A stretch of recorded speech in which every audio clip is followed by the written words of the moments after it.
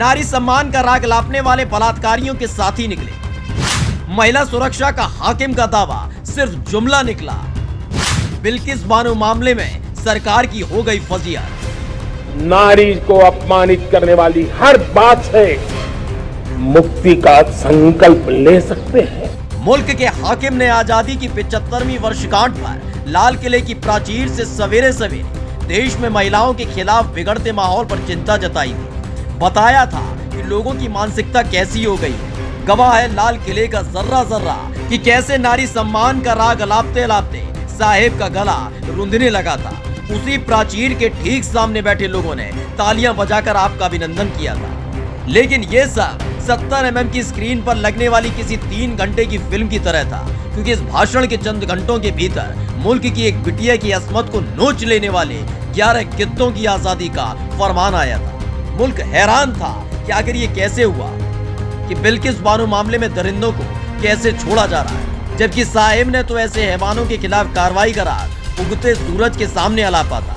जिसके बाद उन 11 गिद्धों के गले में माला पड़ी हुई तस्वीर सामने आई, जिसमें उनकी घिनौनी हंसी दिखाई दे रही थी कि कैसे सिर्फ धर्म के आधार पर अपराध को छोटा बनाया जा सकता है। कि इसका खुलासा किसी और ने नहीं किया बल्कि खुद बीजेपी की सरकार ने कर दिया है कि हाँ, ऐसे बलात्कारियों के साथ सरकार खड़ी है। और वो भी राह चलते नहीं बोला बल्कि इसी देश की सर्वोच्च अदालत के सामने बोला है। मोदी सरकार के कहने पर बिल्किस के अपराधियों को मिली आजादी। दरअसल गुजरात सरकार को सुप्रीम कोर्ट ने तलब कर लिया था। सवाल पूछा गया था कि बताइए किस आधार पर बिल्किस बानो के अपराधियों को छोड़ा गया, तो गुजरात सरकार ने मोदी सरकार की पूरी कुंडली खोल कर रख दी कि हुजूर, हमने वही किया जो बड़े वाले साहिब ने कहा। उनके ही आदेश पर बिल्किस बानो के 11 दोषियों को छोड़ना पड़ा।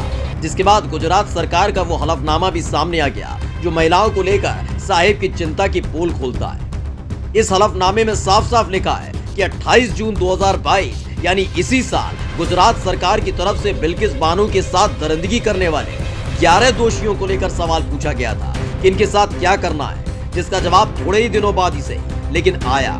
11 जुलाई 2022 को केंद्र सरकार में ज्वाइंट सेक्रेटरी श्री प्रकाश ने गुजरात सरकार के गृह सचिव को लिखा कि सुनिए, पहली ही फुर्सत में 11 के 11 लोगों को छोड़ दो। वजह नहीं बताई, कोई जरा नहीं की और यकीन मानिए कोई हाई लेवल मीटिंग भी नहीं हुई होगी। जिसके बाद कोर्ट ने भी 11 दोषियों को जाने दिया। बस करिए हाकिम, अब और नहीं सुना जाता। मानते हैं कि सत्ता के जिन रोशन गलियारों से आप गुजरते हैं वहां आपके नाम के नारों के भी बिल्किस बानो की चीख और उसकी सिसकियां नहीं पहुंची हों। मानते हैं हाकिम, धर्म के कीचड़ में सनी हुई विचारधारा के भी एक महिला आपको नहीं दिखी होगी, लेकिन कम से कम हर बरस लाल किले की प्राचीर से इस मुल्क की महिलाओं को आजादी के सपने दिखाना बंद करिए। बताना बंद करिए कि कैसे 3 तलाक से आपने आजादी दिलाई है, जबकि एक महिला के बदन को नोच देने वालों को आपने अपने आशीर्वाद से जाने दिया। बंद करिए तमाशा। इस मामले पर आपका क्या कहना है, कमेंट बॉक्स में जरूर बताएं और पेज को लाइक और सब्सक्राइब करना न भूलें। स्पेशल डेस्क द घंटा।